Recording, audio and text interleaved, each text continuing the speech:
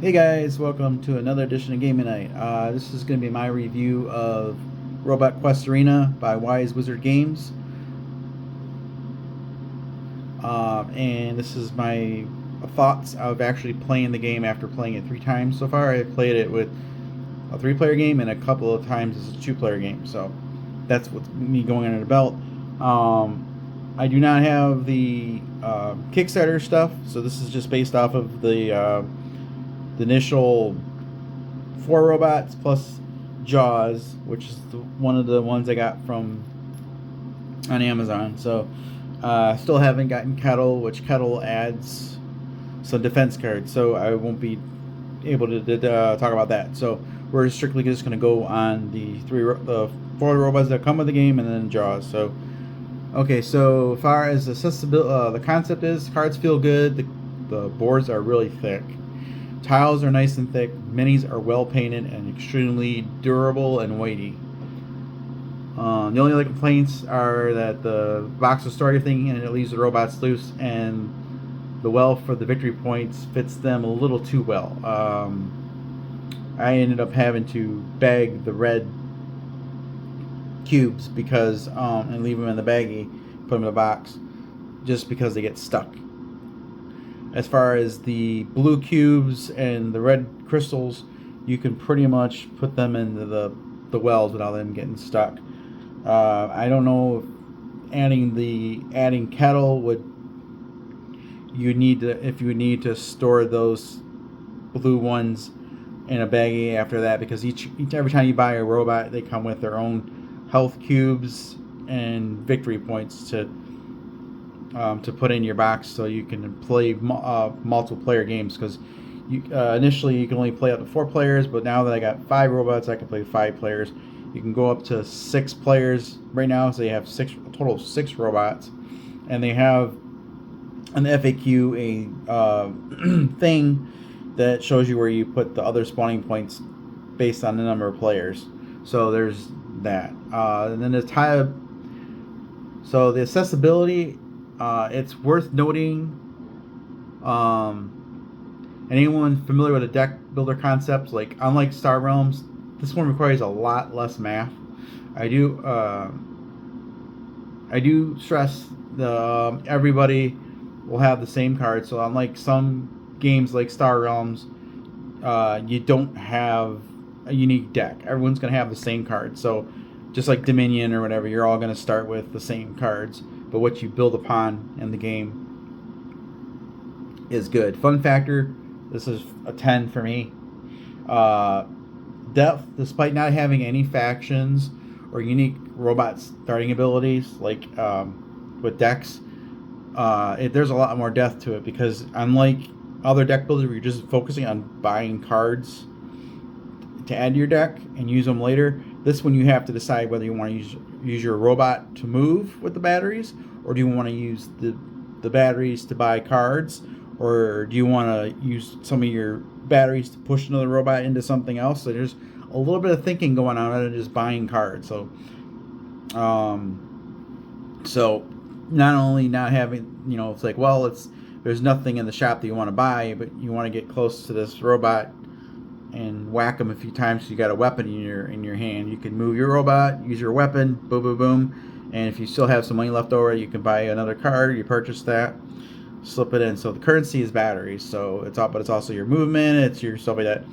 And the way the victory points work for this game is it's your health. So as you get hit from the opponents, they get your victory points. So it's one of those games where you can't just stay on the offensive avoiding. You actually have to get in there at some point and bash in. Even if you don't have the best of weapons, you might even have to slap them around a couple of times with like a pillow or something. Just for example, like a pillow fight. You're basically just going and then back away, or hoping the next round you're going to get a better set of cards. The balance of the time, this game goes by pretty quick, because it's like as you're starting to get your cards built up, your decks built up, you're starting to hit more, doing more damage, and it ramps up. It's like it starts off like real slow, and then as soon as you start getting some good cards, get combos, the health just goes tick tick tick tick, and then it's ramping up, so it escalates really well.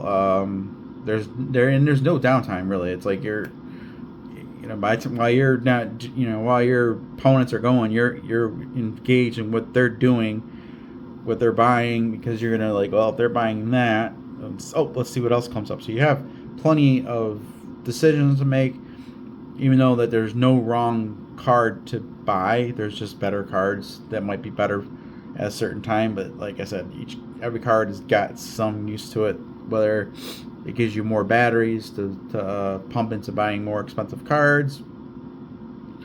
I will know that, like I said, when you get different robots, they will add new elements to the game, which the Jaws adds upgrade cards. Upgrade cards, when you buy them, they go right on your robot. So that's kind of cool. For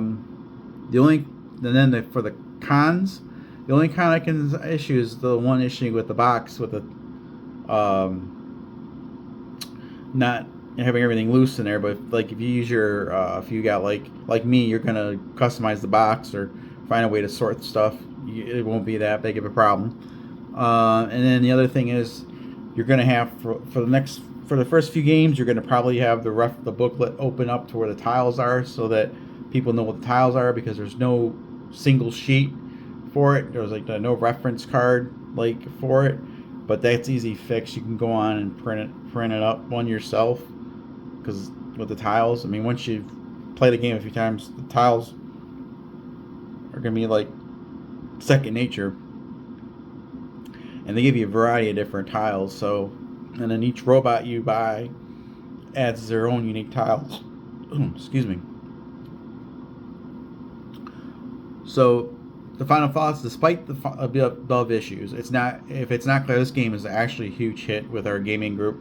I've been anticipating in playing this for a while, not only because of the deck building elements, but the robots are just they're cute. They're meaty.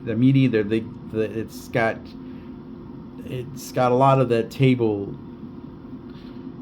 flair. So when you get those miniatures on the table, the gems on there, and all that, the tiles, it's eye catching. It's like it pops.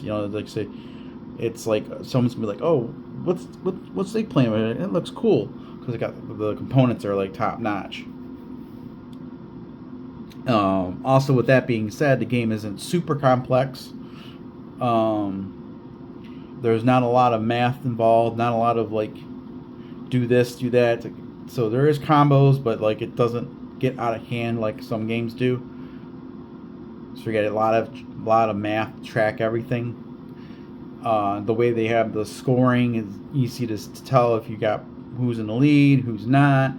So that makes you it gives you that visual, and like you would in a regular online game, oh, this person's got four victory points, I got one. I gotta start playing. I gotta really start strategizing to how to get some more points. So so it's got that really cool stuff. So you can spend your game building up your deck.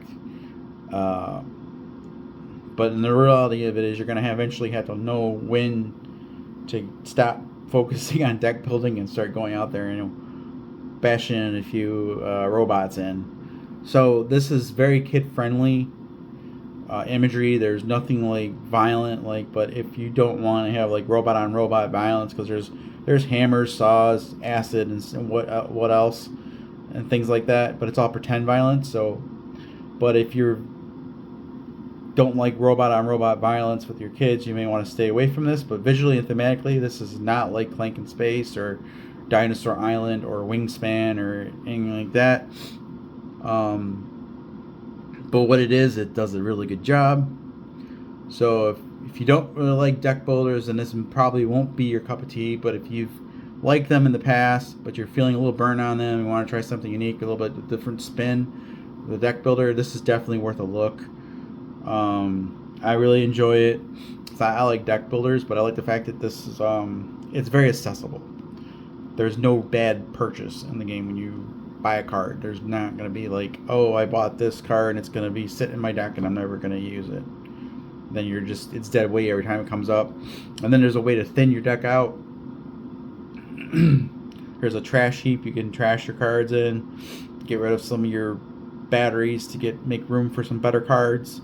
So there's room for improvement with your robot decks and stuff, and thinning them up and adding to them, and it's just fun. Even if you don't win, it's just fun seeing what kind of cards come up and build that deck and see how your robot does. And the pillow fight in a phone booth, or is what it feels like. You're just in this little tight little area, and it's just like BattleBots. Think BattleBots, and this is just what it is. It's like come in, you're just like coming in, you sit in the corner charging up a little bit, and then eventually you're gonna get a little gutsy. You're gonna start coming out and start going powing everybody around. They're gonna be hitting you, and you're gonna be hitting them, and then like the hip. So yeah, all kind of crazy, silly cards in the game, and it's all got that cartoony feel to it. So it's light. Take that. A lot of fun. So anyways, thanks for watching this video. Thanks for those that have subscribed. Thanks for the future subscribers. Hope you find this video helpful. If it does, put a comment down below, or recommend this video to someone else. Anyways, thanks for watching. You guys have a good one.